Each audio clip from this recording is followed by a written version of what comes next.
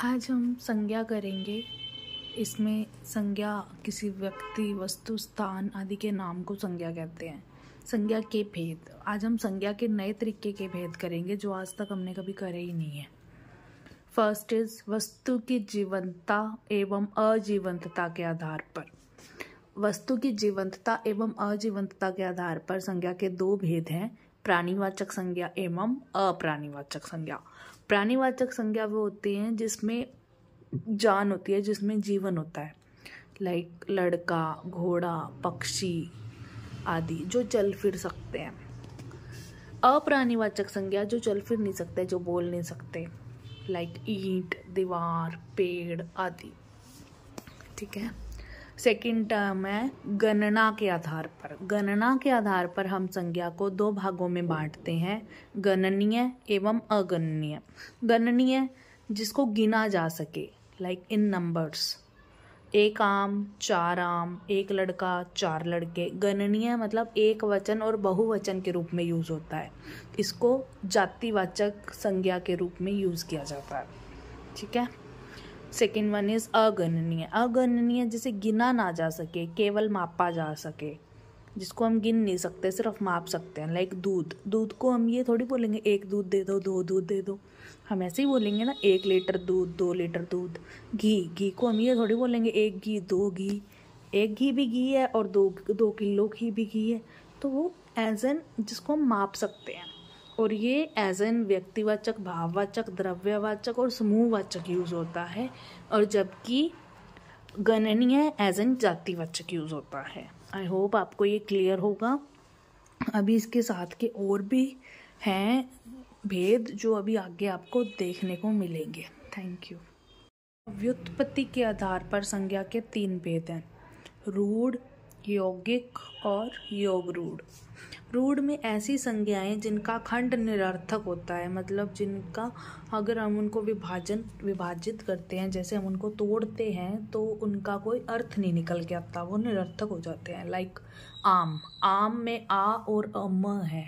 अब आ का अपना तो कोई अर्थ नहीं है ना, म का भी नहीं है। लाइक घर, हाथ, पैर आदि। घर में घ प्लस र, तो घ का कोई अपना अर्थ नहीं है। दैट इज रूढ़ संज्ञा। नेक्स्ट यौगिक। यौगिक संज्ञा वे होती हैं जिनका खंड सार्थक होता है। खंड मतलब अगर उनको हम तोड़ेंगे, उनका हम विभाजन भी करेंगे, तब भी हमें उनका एक मीनिंग मिलेगा। लाइक रसोई घर, रसोई प्लस घर, तो रसोई प्लस घर। रसोई अपने आप में एक वर्ड है, सार्थक है। घर अपने आप में एक वर्ड है, सार्थक है। लाइकवाइज पाठशाला, विद्यार्थी, हिमालय आदि। नेक्स्ट वन इज योग रूढ़। योग रूढ़ जिनका खंड सार्थक हो परंतु जिनका अर्थ खंड शब्दों से निकलने वाले अर्थ से भिन्न हो, मतलब जिनका विभाजन तो सार्थक हो, जिनको हम तोड़ें तो वो अपने आप में एक वर्ड हो, बट उनका जो अर्थ है, जो उनका जो मीनिंग है, वो खंड शब्दों से निकलने वाले शब्द के अर्थ से भिन्न हो। उनका मीनिंग जो नया वर्ड निकल के आएगा उससे अलग हो। लाइक पंकज। पंकज में पंक प्लस ज लिखेंगे। पंक का मतलब है कीचड़, ज का मतलब है जन्मा हुआ। तो पंकज का जो जेन्युइन मीनिंग निकलता है वो निकलता है कमल, ना कि कीचड़ में जन्मा हुआ। राइट। आई होप आपको ये समझ आया होगा।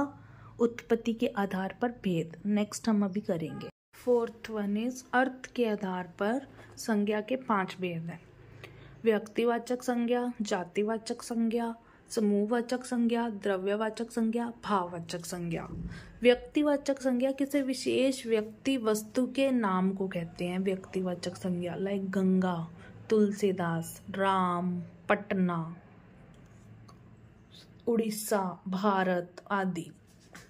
जातिवाचक संज्ञा में किसी जाति का वर्णन किया जाता है। लाइक मतलब गाय अपने आप में एक सिंगल गाय नहीं है, गाय अपनी एक प्रॉपर जाति को कर रही है। नदी किसी पर्टिकुलर नदी का नाम नहीं लिया गया, जैसे कि गंगा, हिमालय। राइट। तो नदी एज एन जाति यूज हो रहा है, पहाड़ आदि। समूहवाचक संज्ञा में हम समूह में बात करते हैं, जैसे मतलब समूह में झुंड, लाइक झुंड, गिरोह, सभा, सेना आदि। एक तरह का समूह होता है, collective, right. Fourth one is द्रव्यवाचक संज्ञा। द्रव्यवाचक संज्ञा में किसी धातु या द्रव्य को कहते हैं, किसी तरह धातु या द्रव्य को कहते हैं, जैसे घी, सोना, पानी, पित्तल आदि। भाववाचक संज्ञा में हम अपने इमोशंस, अपने भाव दिखाते हैं, लाइक अच्छाई, चौड़ाई, मिठास, मित्रता आदि। Now let's see, first one is व्यक्तिवाचक और जातिवाचक को हम अच्छे से समझते हैं। व्यक्तिवाचक में तुलसीदास एक व्यक्ति है, एक इंसान है। जातिवाचक में वही कवि है। व्यक्तिवाचक में सीता अपने आप में एक वर्ड है, सीता एक स्त्री है, सीता एक नाम है, लेकिन जातिवाचक में सीता स्त्री कहलाएगी। गंगा नदी है, व्यक्तिवाचक में गंगा का नाम है और जातिवाचक में गंगा क्या हो गई, नदी।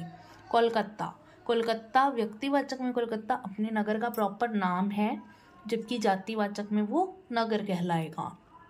आई होप आपको ये अच्छा लगा हो।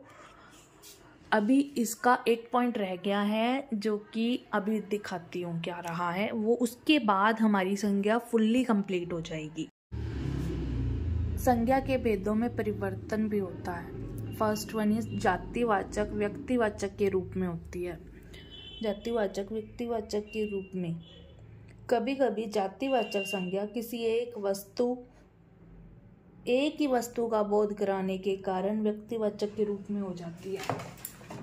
जो जातिवाचक होती है वो किसी एक ही वस्तु के रूप में, एक ही, लाइक एग्जाम्पल पुरी को हम ग्राम या नगर बोलते हैं, लेकिन वहीं ये पूरी जगन्नाथपुरी के रूप में भी यूज हो रही है, तो ये व्यक्तिवाचक संज्ञा हो गई। गोस्वामी एक जाति है, गोसाई, लेकिन तुलसीदास जी के नाम के रूप में भी गोस्वामी यूज होता है, तो वो वहाँ क्या बन जाता है, व्यक्तिवाचक। लाइक सेकेंड वन इज भाववाचक जातिवाचक के रूप में। कभी कभी भाववाचक संज्ञा भी जातिवाचक के रूप में यूज होती है, जैसे इस कॉपी में कई तरह की लिखावटें हैं। इस कॉपी में कई तरह की लिखावटें हैं, लिखावट हमें पता है कि वो भाववाचक है, लेकिन इस कॉपी में कई तरह की लिखावटें हैं तो मतलब वो अलग अलग लोगों की हो गई ना, दैट इज जातिवाचक। इस समय कई बीमारियां फैली हुई हैं, बीमारी एज एन भाववाचक संज्ञा में यूज होता है, बट इस समय कई बीमारियां फैली हुई हैं, दैट इज यूज एज जातिवाचक। थर्ड वन इज व्यक्तिवाचक जातिवाचक के रूप में। व्यक्तिवाचक संज्ञा भी कई बार जातिवाचक के रूप में यूज होती है, लाइक गांधी अपने समय के कृष्ण थे। कृष्ण अपने आप में व्यक्तिवाचक है, बट गांधी अपने समय के कृष्ण थे, समझ रहे हो। That is the end of संज्ञा। ये हमारा संज्ञा का एंड है। आई होप आपको ये सारे के सारे भेद अच्छे से समझ में आए होंगे। अब तक हमने सिर्फ 5 भेद ही पढ़े हुए थे, व्यक्तिवाचक, जातिवाचक, भाववाचक, द्रव्यवाचक, समूहवाचक, बट हमें अभी काफ़ी सारे नए भेद देखने को मिले। लाइक जो फर्स्ट हमने करा प्राणीवाचक अप्राणीवाचक, देन गणना के आधार पर करा, देन हमने रूढ़ यौगिक और योग रूढ़ करा, देन हमने व्यक्तिवाचक जातिवाचक भाववाचक द्रव्यवाचक और समूहवाचक करा, और उसके बाद में हमने इनमें भेद भी करा। आई होप आपको संज्ञा अब अच्छे से क्लियर होगी and that is the end of संज्ञा। अब आप संज्ञा के क्वेश्चंस अपने एमसीक्यू सॉल्व कर सकते हैं जो कि आपके कॉम्पिटिटिव एग्जाम्स में आएंगे। Thank you so much for watching this.